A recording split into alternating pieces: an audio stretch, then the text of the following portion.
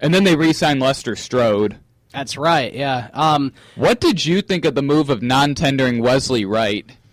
I mean, I like Wesley Wright, but he was not. I mean, I think there's some other guys maybe that'll be more effective than him. I thought that was a horrible move. He was only slated to make like $1.5 million.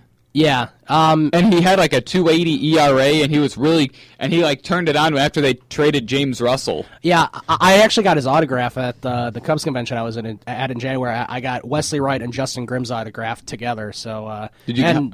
Who else they did both you get? Didn't do that bad. I actually got Ricky Renteria's autograph. Oh, this is last year. Yeah, the 24. Okay. In January. Yeah. Did you get Chris Bryant? No, I did not get Chris Bryant's autograph. He was there, but the line was just way too long. I got Rick Renteria and Milt Pappas.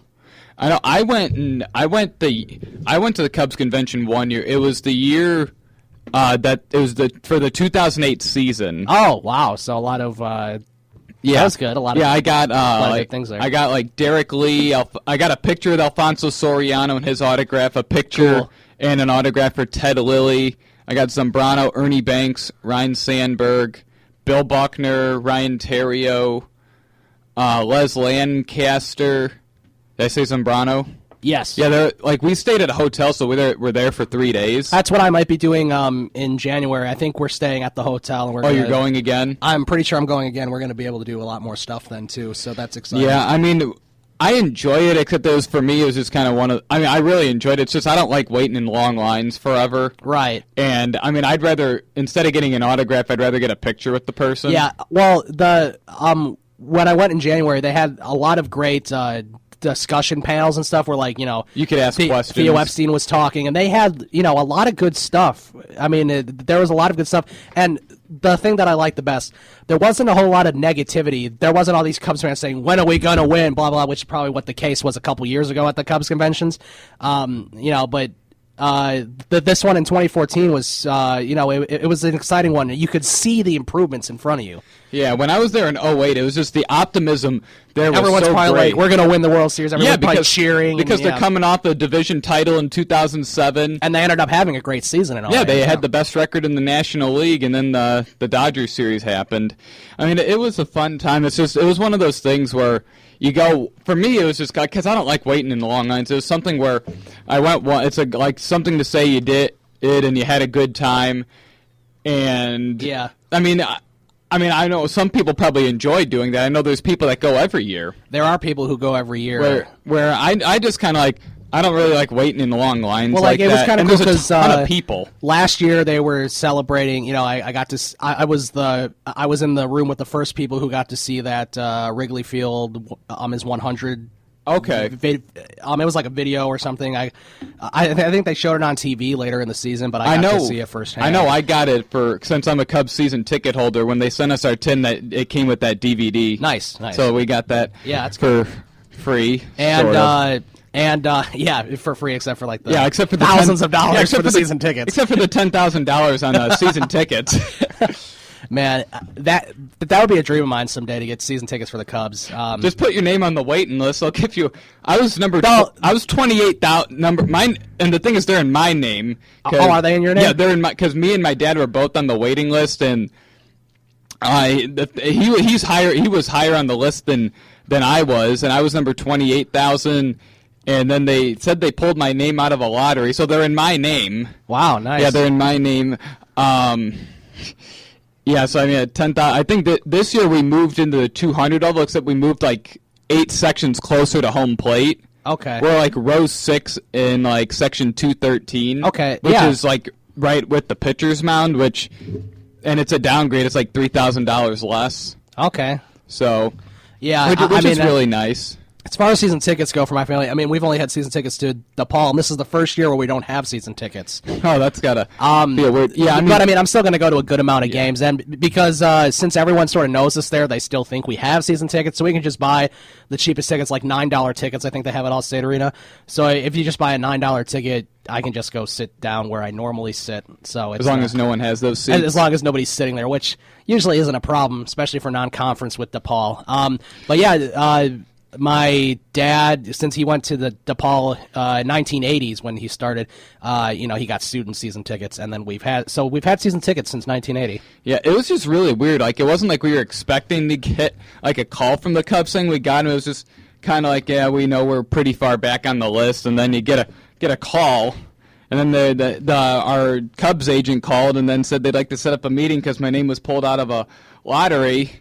And then I had my dad call her back, and he told her, yeah, it's nice if you want to go talk to him, except you should probably know he has no money. Yeah, that's funny, too. Yeah, so we went in. It's really cool because, like, soon they're going to be really good. Right. And so I think you sort of went at, like, the right time. Mm-hmm. And the thing is, if we had declined it, they would have thrown my name off of the list. Oh, wow. They would have thrown my name off of the list. Yeah, it's kind of hard to decline. It is, yeah. And obviously. And the thing is, yeah, if you get rid of them, you can't get them again. And soon, like, because, tickets are going up, like, prices are going up every year. And soon, like, the $6 tickets that we were buying on StubHub last year won't be there, like, in the next couple of years. Like $40. Yeah, they'll be, like, $40. So, I mean, like, it's kind of like a long-term thing. Like, it'll be tough to get these tickets again. Like, you won't be able to get the tickets again, and then, like, they'll be tough to, like, just buy in general because StubHub won't have cheap ones. And then also just kind of thinking, like, when they get good, you're not going to be losing too much money because the games that you don't go to, you sell, you'll be making some pretty decent money now, do you know if you're going to opening night against the Cardinals? I don't think so. I know we sell half of our games to my dad's company. Mm-hmm. I don't know what the schedule is. Well, hopefully you'll be able to. Yeah, to go anyway, possibly. Yeah, well, I know my dad's not a big fan of sitting in the cold. Right. Like where I don't really mind. Yeah, it is going to be cold. That's true. Because when we went to that Dallas game last year, when it was below zero, because we were in a suite, there was no way I could have ever convinced him to sit outside for that. There's no possible way I could have ever gotten him to go to that game and to sit outside. So I don't think we'll be going. I mean, that'd be fun to go to. Because, I mean, it's Cubs Cardinals, except I don't think we'll be going. We'll be finding out, though. I mean, you never know. Maybe there'll be cheap tickets on StubHub that you and me can buy. Hey, I'm totally down for that. Yeah. And anytime you need somebody to go and for your season tickets, let me know. I'll be sure to let you know. Yeah, I know I tell you that all the time. Yeah, I know. Oh, I know. Yeah, and I know that.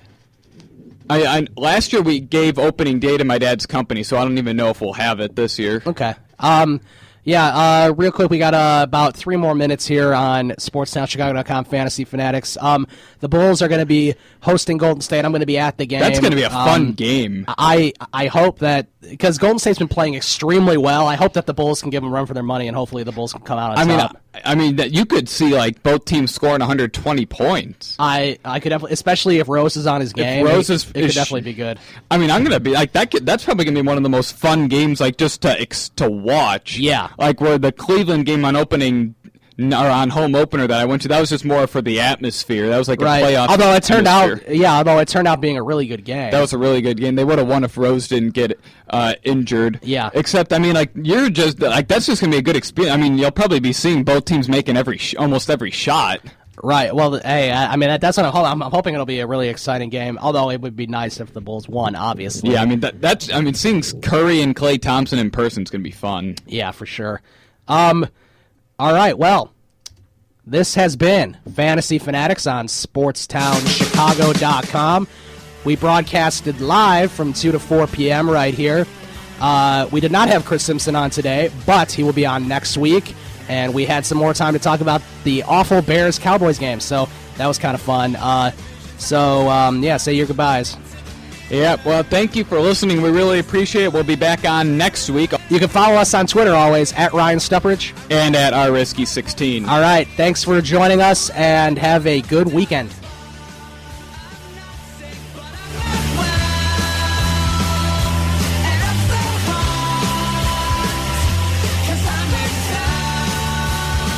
The Fantasy Fanatics Podcast on SportsTownChicago.com.